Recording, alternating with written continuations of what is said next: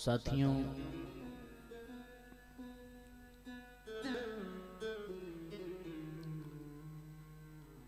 जब बिना कर्तृत्वाभिमान के और बिना कामना के कुछ किया जाता है तो उसको क्रिया कहते हैं, जिसमें करने का अभिमान न हो और जिसके बदले में कोई कामना न हो, उस कृत्य को क्या कहेंगे? क्रिया। जिसमें करने का अभिमान जुड़ जाए, कर्तापन का भाव जुड़ जाए और जिसको करने के बदले में कोई कामना हो, उसको कर्म कहेंगे। क्रिया और कर्म में ये अंतर है। क्रिया जिसमें कर्तापन का भाव न हो, क्रिया जिसमें परिणाम की कामना न हो, उसको क्रिया, और जिसमें कर्तापन का भाव आ जाए, जिसमें परिणाम की कामना आ जाए, वो कर्म कहलाता है। उदाहरण के लिए, जैसे हम श्वास ले रहे हैं,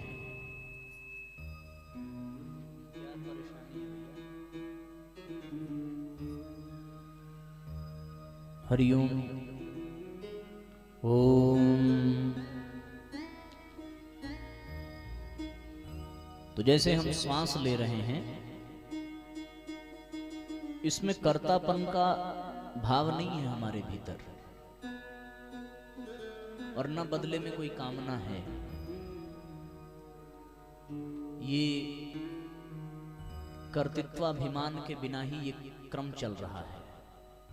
श्वास ले रहे हैं, श्वास छोड़ रहे हैं, हम ही कर रहे हैं, पर इसमें अपने द्वारा करने का अभिमान नहीं है, है ना? अगर अपने द्वारा करने का अभिमान होता तो फिर जीवन को हमें इसका भी अभिमान हो जाता कि भाई हम सांस ले रहे हैं इसलिए जिंदा हैं, इसमें भगवान की कोई कृपा नहीं है। लेकिन हम ऐसा विचार नहीं रखते हैं कि हम सांस ले रहे हैं इसलिए जिंदा हैं, अपितु हमारा विचार ये है कि हम जिंदा हैं इसलिए सांस ले रहे हैं। तो इसमें अपने कर्तापन का भाव नहीं है। हम जीवित हैं इसलिए सांस ले रहे हैं। ये जो श्वास लेना है ये क्रिया है,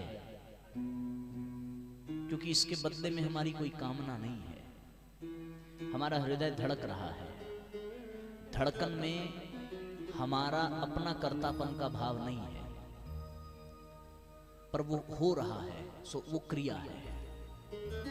हम ये नहीं कह रहे कि हम धड़क रहे हैं उसके बदले में हमें ये जीवन मिला है, बल्कि है ये कि जब तक जीवन है तब तक वो धड़क रहा है। सो ये क्रिया, इसको अच्छे से समझ लीजिए।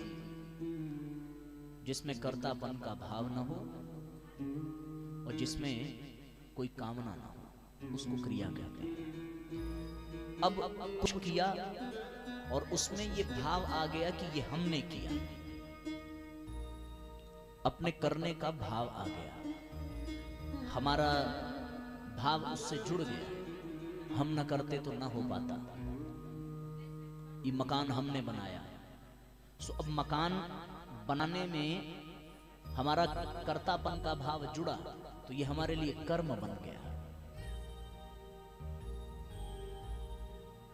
अब मकान बन गया, सो उसके पीछे कामना भी जुड़ गई कि हम इसमें रहेंगे, इतने दिनों तक रहेंगे। तो जरा सी भी उसमें खरोच आ जाए या कहीं टूट जाए या कोई कुछ परेशानी उसमें उत्पन्न कर दे तो क्रोध आया।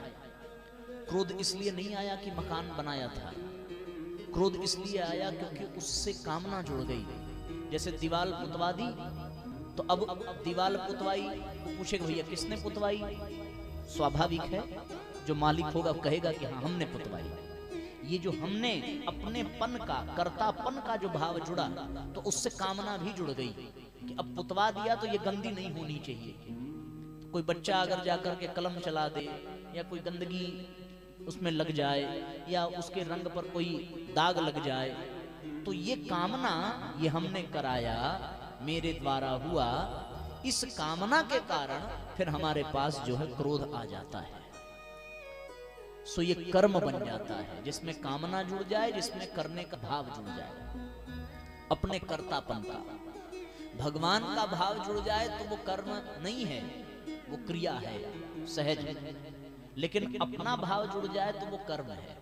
उदाहरण के लिए एक मंदिर का निर्माण हो रहा था, सो उधर से एक संत गुजरे, लेबर सब अपनी मेहनत कर रहे थे और संत ने उसमें से एक मजदूर से पूछा, भैया क्या कर रहे हो?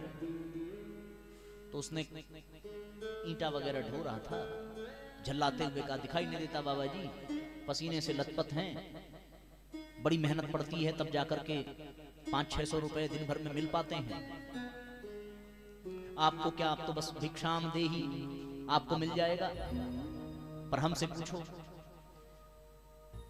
कर रहा है वो मेहनत, मंदिर बनाने में ईंट ढो रहा है, पर उसमें कर्तापन का भाव है और कामना ये है कि इसके बदले दिहाड़ी मिलेगी, मजदूरी मिलेगी। सो वो क्रोध आदि भावों से ग्रसित भी है। वहीं उसी मंदिर के निर्माण में एक दूसरे मजदूर से भी पूछा, तुम क्या कर रहे हो?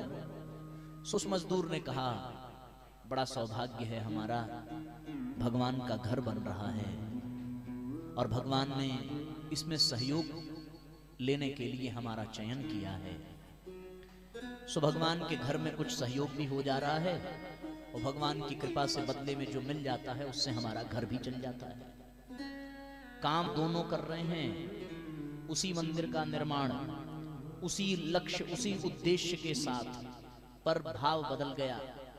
एक का भाव ये है कि हम बना रहे हैं और बदले में मजदूरी मिलेगी, दूसरे का भाव ये है कि हमसे भगवान बनवा रहे हैं और बदले में जो मिल जाएगा उससे हमारा गुजारा हो जाएगा। कर्म एक, लक्ष्य एक, उद्देश्य एक, क्रिया एक, पर परिणाम बदल गया। एक के लिए वो कर्म है और एक के लिए वो क्रिया है। जो क्रिया कर रहा है उसे कोई कष्ट नहीं है, लेकिन जो कर्म कर रहा है वो दुखी है, परेशान है। क्यों? क्योंकि उसको लग रहा है कि वो कर रहा है। सो वो कर्म बन, क्रिया बांधती नहीं है, बांधता है कर्म। अगर इस भाव से करें कि भगवान की इच्छा से हो रहा है, भगवान के द्वारा हो रहा है, भगवान के लिए हो रहा है, बदले में जो मिलेगा भगवान के द्वारा दिया गया प्रसाद ही होगा, तो वो क्रिया है। वो क्रिया बंधन का कारण नहीं है, वो क्रिया मोक्ष का कारण है, मुक्ति प्रदान करने वाली। पर जिसमें ये भाव आ जाए कि हमने किया और इसके बदले में हमें ये मिलना चाहिए था, ये अधिकार जताया, अब वो कर्म हमारे लिए बंधन का कारण बन गया। यही दोनों में अंतर है।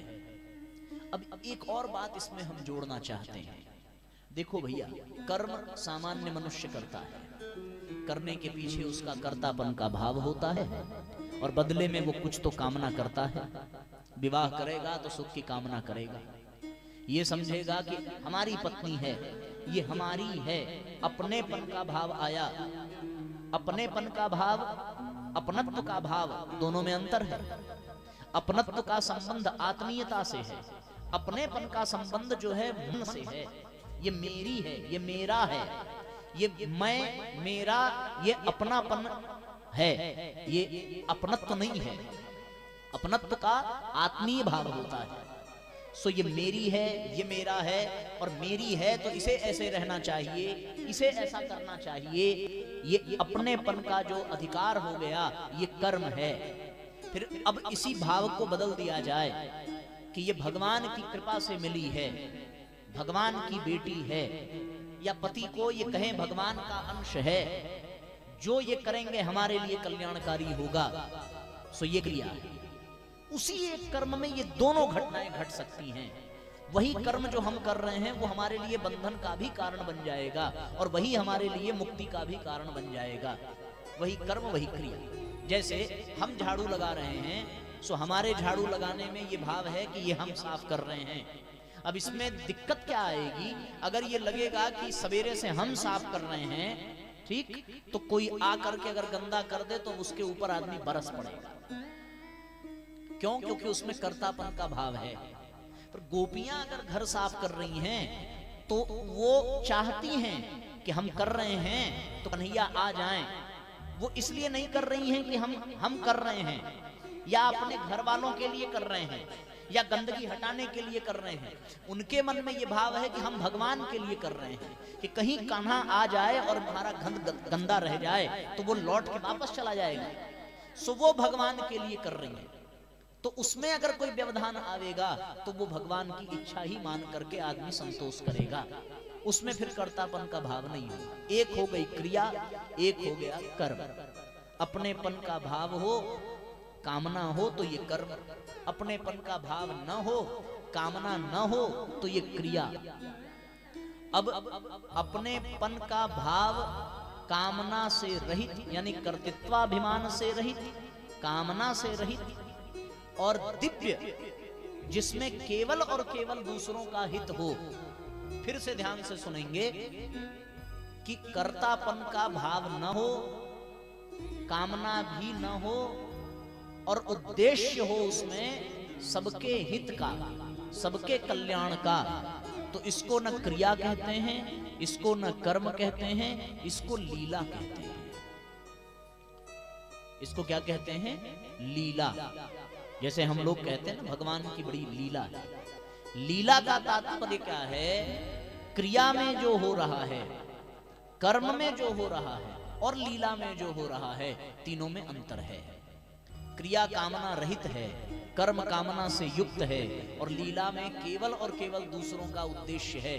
कोई कामना नहीं है, दूसरों का हित करने का उद्देश्य, दूसरों के कल्याण का उद्देश्य, दूसरों के उद्धार की भावना, दूसरों को तारने की भावना। तब वो कर्म, तब वो क्रिया लीला बन जाती है। सो कर्म साधारण मनुष्य करता है, क्रिया कर्मयोगी करता है, संत जन करते हैं, पर लीला भगवान करते हैं। सामान्य मनुष्य कामना से युक्त होकर के कर्म करेगा। संत जन जो होंगे वो कामना से युक्त होकर के नहीं करेंगे, कामना से रहित होकर करेंगे। उनकी ये भावना होगी कि जाहि विधि राखे राम ताहि विधि रहिए। उनकी कोई अपनी तृष्णा, कोई अपनी लालसा, कोई अपनी कामना नहीं होगी। परिस्थिति जैसी बनी उस समय में निष्काम भाव से उनका जो कर्तव्य कर्म है उसको वो करेंगे। सो संत जन कर्म नहीं क्रिया करते हैं और सामान्य व्यक्ति कर्म करता है। ऐसा हुआ तो काश ऐसा हो जाता, या हम ये कर रहे हैं तो बदले में मिल जाता। पर भगवान न कर्म करते हैं न भगवान क्रिया करते हैं, भगवान लीला करते हैं।